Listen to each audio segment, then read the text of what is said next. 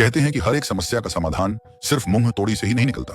और अगर मुंह तोड़ी से समाधान निकल भी जाता है तो इसमें भी असली फायदा वही ले जाता है जो कि मुंह तोड़ी करने के अलावा पीठ पीछे कुछ बड़ा दांव खेलता है। और इस बार दांव को खेलने में भारत अमेरिका से भी एक कदम आगे चल रहा है। हम ऐसा इसलिए बोल पा रहे हैं क्योंकि अमेरिका भारत और रूस को पूरी तरह से अलग कर देना चाहता है, और यही कारण है कि जब भारत के राष्ट्रीय सुरक्षा सलाहकार अजीत डोभाल जी जैसे ही रूस गए, वैसे ही अब खबर आ रही है कि अमेरिका ने 25% की और एडिशनल टैरिफ भारत पर बढ़ा दिया और टोटल भारत पर लगाई गई अमेरिकी टैरिफ 50% हो गई है। लेकिन भारत इसी बीच दांव चल रहा है, और उसे दांव को चलने में भारत मोहरा बना रहा है नाइजीरिया को, जो कि भारत के लिए पश्चिम अफ्रीका का एक बहुत ही महत्वपूर्ण देश है। और खबर में यह है कि सितंबर महीने के खातिर आईओसी यानी कि इंडियन ऑयल कॉर्पोरेशन ने नाइजीरिया से अपने लिए क्रूड ऑयल परचेज कर लिया है। हालांकि इसका मतलब यह नहीं है कि भारत ने रूस से तेल लेना बंद कर दिया, बल्कि असली खेल तो यहीं पर खेला जा रहा है। अब आपको लगेगा कि आखिरकार इसमें कौन सी बहुत बड़ी बात है, तो इसमें वह बात छिपी है जिस पर किसी की भी नजर आसानी से नहीं जाती। फिलहाल उन्हीं बातों को हम आपको इस वीडियो में समझाने वाले हैं, लेकिन आगे बढ़ने से पहले इस वीडियो को एक लाइक करके चैनल को सब्सक्राइब जरूर कर लीजिए। दरअसल देखा जाए तो अमेरिका ने भारत के खिलाफ अपना एक और स्टेप आगे बढ़ा दिया है, क्योंकि आज से ही जहां 25% की टैरिफ भारत पर अप्लाई होना शुरू हुई, वहीं अमेरिकी ट्रंप ने गुस्से में आकर 25% और एडिशनल टैरिफ लगाने का ऐलान कर दिया है, जो कि इसी अगस्त के अंत तक वह भी लागू हो जाएगी।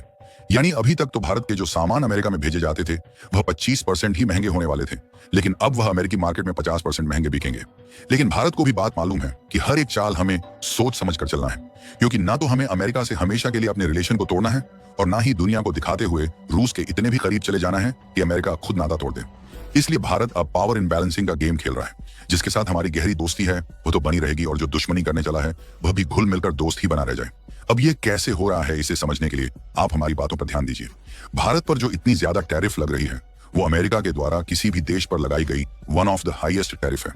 और भारत पर इतनी ज्यादा टैरिफ लगने का मेन रीजन यही है कि भारत अभी तक अमेरिका के दबाव में नहीं आया है, और ना ही अमेरिका की किसी भी शर्तों को जबरदस्ती मानकर उनके साथ समझौता किया है, बल्कि भारत तो धकाधक रूस से कच्चे तेल की सप्लाई ले रहा है। और इसी तेल की सप्लाई लेने के कारण ही भारत को अमेरिका के द्वारा खुलकर टारगेट किया जा रहा है, क्योंकि जो भारत आज स्वतंत्र कूटनीति को लेकर चलता है, और इस भारत को अमेरिका अगर झुकाने में किसी न किसी तरीके से कामयाब हो गया तो डर के कारण कोई भी देश रूस से नजदीकियां नहीं बढ़ाएगा, और भारत नहीं रुका तो भारत के पीछे पीछे और भी देश रूस के साथ लगे रहेंगे। क्योंकि पहले सिर्फ तेल की सप्लाई तक बात सीमित थी, लेकिन अब भारत और चीन तीनों मिलकर ब्रिक्स को एक नए लेवल पर खड़ा कर चुके हैं, और उनकी महत्वपूर्णता इस हद तक पहुंच चुकी है कि नाटो तक के देश नाटो जैसी बड़े सैन्य संगठन को छोड़कर ब्रिक्स जैसे संगठन का मेंबर बनना चाहते हैं। फिलहाल इसी बीच भारत अफ्रीका को भी अपने लिए नए मोर्चे पर खड़ा कर रहा है, जिसका पहला कदम आगे बढ़ा दिया गया है कि आईओसी यानी कि इंडियन ऑयल कॉर्पोरेशन ने अफ्रीकी देश नाइजीरिया के साथ एक बड़ी डील फाइनलाइज कर लिया है, जिसके मुताबिक आने वाली सितंबर महीने में नाइजीरिया इंडियन ऑयल को कच्चे तेल की सप्लाई करेगा।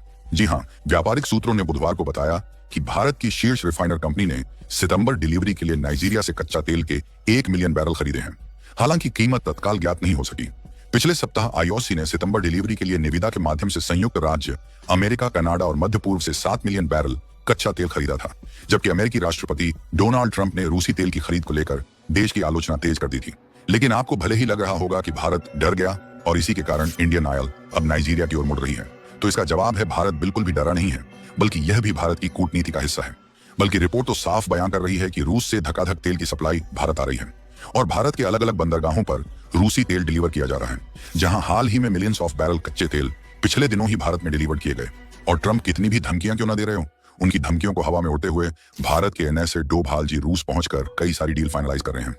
जिसमें न सिर्फ S-400 डिफेंस सिस्टम को लेकर बातें आगे बढ़ाई जा रही है, बल्कि सुखोई 57 जैसे फाइटर जेट खरीदने की भी बातचीत आगे बढ़ने की खबर आ रही है।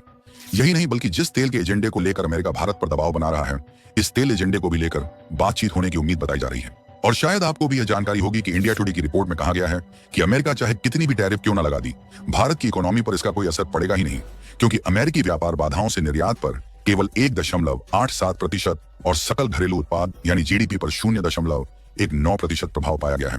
जो कि भारत की इकोनॉमी के लिए कोई बहुत बड़ा झटका नहीं है, बल्कि भारत तो इसे आसानी से एब्जॉर्ब कर जाएगा। इसके अलावा जब नाइजीरिया से तेल लेने की बात हो रही है, तो मैं आपको यह बात क्लियर कर दूं कि नाइजीरिया भारत के लिए कोई नया देश नहीं है, बल्कि ऑलरेडी भारत और नाइजीरिया के बीच में एक बहुत ही बढ़िया डिप्लोमेटिक और व्यापारिक रिलेशन एस्टेब्लिश है। और 2021-22 में भारत और नाइजीरिया के बीच कुल व्यापार लगभग $14.95 अरब तक पहुंच गया था, जिसमें भारत ने $4.66 अरब का सामान नाइजीरिया को निर्यात किया। तो वहीं भारत ने 10.29 अरब डॉलर का आयात किया, जिसमें सबसे बड़ा हिस्सा कच्चे तेल का था। हालांकि जब भारत और रूस की नजदीकी कुछ ज्यादा ही पड़ने लगी तो 2023-24 में यह व्यापार घटकर सिर्फ 7.89 अरब डॉलर रह गया और भारत का निर्यात गिरकर 3.66 अरब डॉलर हो गया। वहीं आयात घटकर 4.23 अरब डॉलर तक आ गया। आपको बता दें कि फिलहाल में नाइजीरिया